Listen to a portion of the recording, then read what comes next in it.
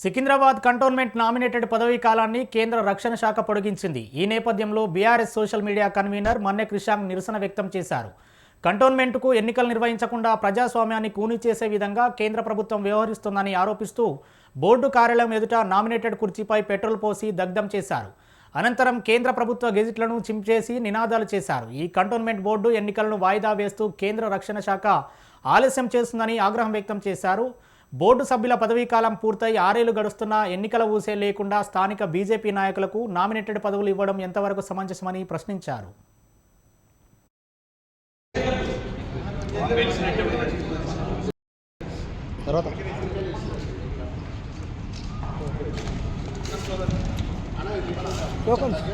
సిగ్గు cantonment board కుర్చీ కోసం బీజేపీ నాయకులు పాకులాడడమా?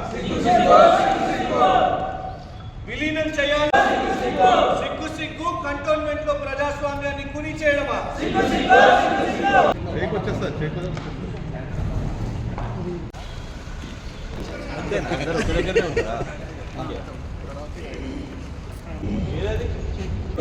సిగ్గు సిగ్గు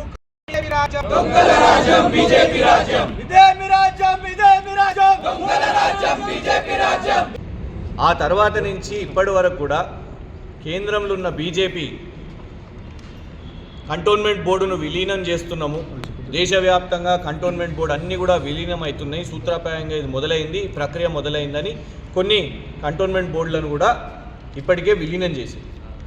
ప్రధానంగా సికింద్రాబాద్ కంటోన్లోని ఆర్మీ అధికారులతోని వాళ్ళకు తాగునీటి సమస్య కానివ్వండి, రోడ్ల మరమ్మతులు కానివ్వండి, కొన్ని ఏరియాలలో అయితే కనీసం టాయిలెట్స్ కూడా కట్టుకోనివ్వకుండా, వాళ్ళకు పట్టాలు కూడా రాకుండా, ఎక్స్చేంజ్ ఆఫ్ ల్యాండ్ కాకుండా, మరి కనీసం ఈ విలీనమన్న చేపడితే కార్పొరేషన్లో కంటోన్మెంట్ బోర్డును మరి జిహెచ్ఎంసీ అయినా కార్పొరేషన్లో కలిపేస్తారు అనే ఒక ఆశ ఇక్కడ ఉన్న ప్రజల్లో ఉన్నది.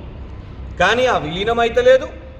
2015లో ఎన్నికలు అయినాయంటే ఇలా 2026లో ఉండి ఇప్పటి వరకు కూడా మరి ఆ విలీనము అయితే లేదు, ఎన్నికలు కూడా అయితే లేవు. కానీ కేంద్రంలో ఉన్న బీజేపీ నాయకులు, వాళ్ళ ఎంపీలు మరియు ఇక్కడ స్థానికంగా ఉన్న బీజేపీ నాయకులు వాళ్ళకి ఎంతసేపు పదవి తెలియకపోయినా ఇష్టం వచ్చినట్టు వాళ్ళు చట్టాలకు అనుమతులు ఇచ్చేస్తున్నారు.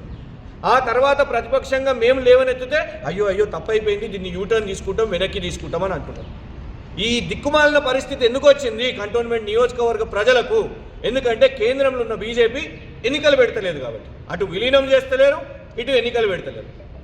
చీము నెత్తురున్న బీజేపీ నాయకులు ఎవరన్నా ఉంటే రాజకీయం నడుస్తున్నది. కేంద్రంలో ఉన్న బీజేపీ ఎంపీ దీని చుట్టే నడుస్తున్నాడు. బీజేపీ నాయకులు ఎవరైనా కూడా నామినేటెడ్ పదవి తీసుకుంటుండో ఆ పదవి చుట్టే నడుస్తున్నది, కానీ పాలన లేదు.